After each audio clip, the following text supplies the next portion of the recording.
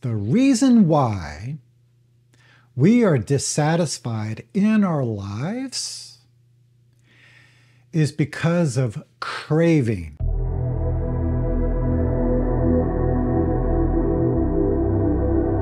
Hello everybody, it's Jason, and I'm here answering your questions about Zen, meditation, your practice, any kind of question. Today's question is about the Four Noble Truths. I think sometimes it's very easy to overcomplicate the teachings in Buddhism and Zen. So I'm going to break down the Four Noble Truths in a way that even a child can understand. Let me read the question for you. Hi, Jason. I've been benefiting from your YouTube videos. Your ability to discuss Zen in a straightforward and clear way has been very helpful. Could you also share insights on the Four Noble Truths in a clear and simple manner? Okay, this is a very good question. I'm going to share with you something I found some time ago called the Four Noble Truths for a 4-year-old. But before we get into that, I'm going to list the Four Noble Truths as the Buddha taught. Now, I'm going to talk about it from a practicing perspective rather than an intellectual perspective. So here they are. The first Noble Truth states that life is suffering. I think a more helpful way of talking about this, something that we can all relate to, is that life is dissatisfactory. Not getting what we want is dissatisfying. Getting what we want and losing it is dissatisfying. Getting what we want, but wanting more or wanting it to be different is also dissatisfying.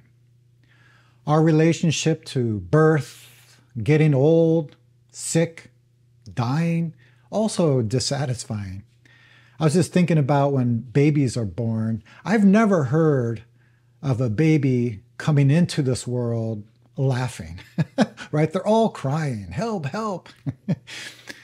Also, being around people we don't like or being separated from the ones we love, there's dissatisfaction in all of these things. The second Noble Truth states the reason why we are dissatisfied in our lives is because of craving, grasping, clinging, holding. This is the reason why human beings are dissatisfied. The good news is that there's a way out. And that's the third Noble Truth. There's a way out of experiencing this dissatisfaction. And there's a path that we can take to do that. And that leads to the fourth Noble Truth. The path to relieve us from dissatisfaction is the Eightfold Path. Now, I can make a whole nother video about the Four Noble Truths and the Eightfold Path, but I'm just going to briefly go over these 8 things. And the Eightfold Path is broken down into 3 parts. The first part is pointing to wisdom. So the first of the Eightfold Path is right view. Now, sometimes right can be a little bit confusing to understand because the opposite of right is wrong. So it's not about right or wrong.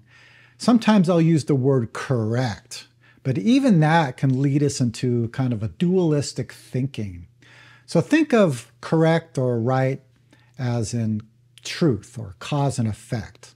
So if I take a match and I put it into some gasoline, there's an explosion. That's right. That is correct. So right view, another way of saying that is clear view, or sometimes in Zen, we say no view. All of us have some view that we're holding about ourselves and the world. So what's really important and is probably the most important out of all of these 8 paths, is to take away all of our views so we can see clearly the truth in this moment. We can clearly see cause and effect. Next on the list is right intention. The way I talk about it is direction or purpose. What is the direction? What is the purpose of our practice? What is the direction? What is the purpose of our own lives? So we make it very clear. We actually make a vow that our practice and our lives is to help this world, to help all beings, which includes ourselves. The second part of the Eightfold Path is pointing to ethics. And number 3 on the list is right speech. And this is really looking at our words. Is my speech helping this moment? How are my words affecting everybody around me? Is the speech clear? Is it helpful? Or is it causing confusion and even more problems in this world? And that leads to the next on the list, right actions. Again, how are my actions affecting everybody around me? Are they helpful or are they causing more harm? And number 5 on this list is right livelihood. And that's really connecting our actions and speech all together. It's actually all the same. Is what I'm doing in this world, what I'm getting paid for, or my vocation, how is it benefiting this world? And really taking a close and intimate look at this. The third part of the Eightfold Path is really pointing to meditation. So we talked about having a clear view, having a clear intention. We talked about our words, actions, our livelihood. But how do we actually do that? So the first thing we need for this wisdom part is right effort. We need to make a strong effort to show up and practice. We show up when things are easy. We show up when things are difficult. We show up when our practice is going well, and we show up when our practice is not going well. So this is going to be crucial in order to be able to meditate and develop concentration. So number 7 on the Eightfold Path is right mindfulness. Being mindful of everything we're doing. So being mindful of our words, being mindful of our actions, being mindful of our habits, and we really start to see the whole chain of cause and effect in every moment. This is really important, and this is getting into action. How do we actually do this? It's nice to have an idea about a clear view, or no view, or right view, but actually, how do we do that in this moment? So this is where meditation practice really comes in. Sometimes we call it mindfulness, which would lead to the last of the Eightfold Path, and that is right concentration. And from my experience, this is really where our mind is not moving. I know sometimes there's some idea about this kind of speech, but what it really means is being grounded or anchored in this moment. There's so many things happening around us that usually spin us around. So having this right concentration means our energy is anchored in this moment.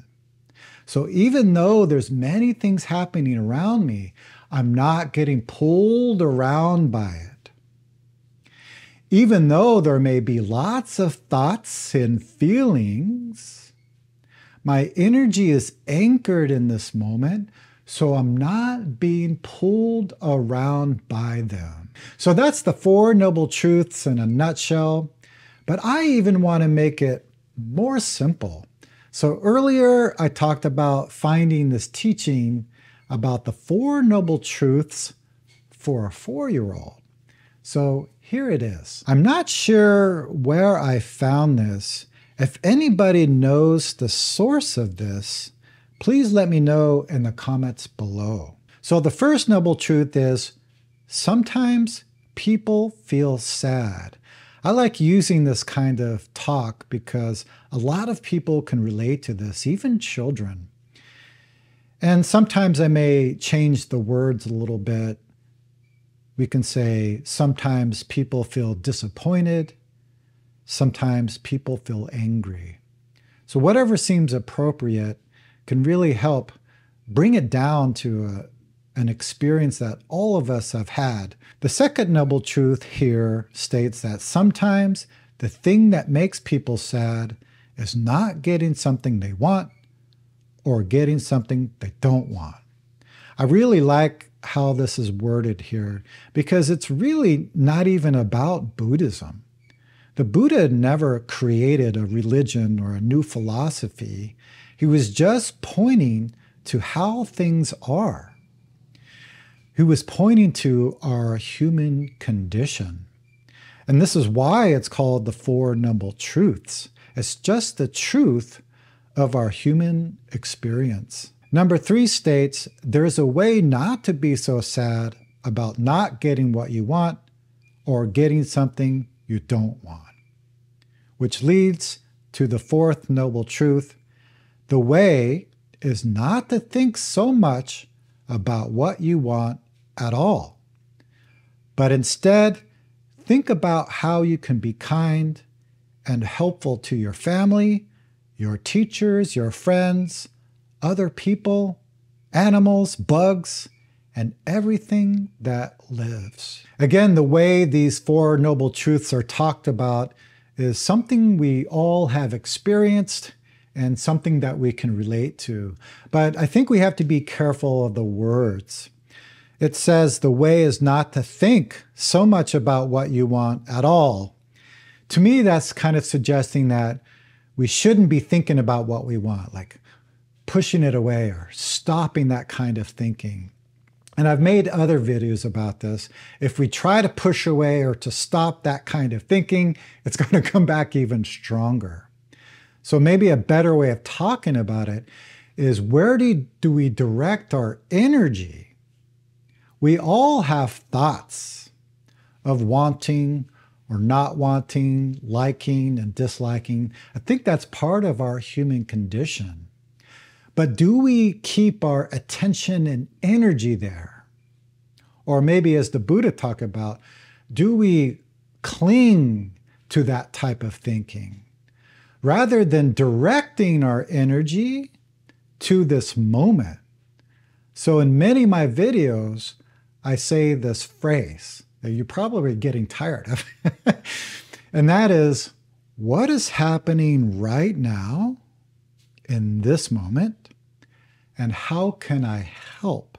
If we had to boil it down, all of the Buddhist teaching, that would be it. Those are my thoughts for the day. Let me know if this video was helpful. You can let me know by liking this video or making a comment below.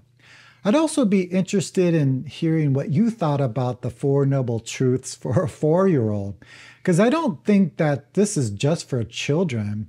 I really think it's for all of us, our next door neighbors, people who practice in different religious traditions. You know, really it's all about our human condition, helping our lives become more clear so we can help this world. Okay, everybody, that's it for me for today. I hope you are all doing well, and I will see you very soon.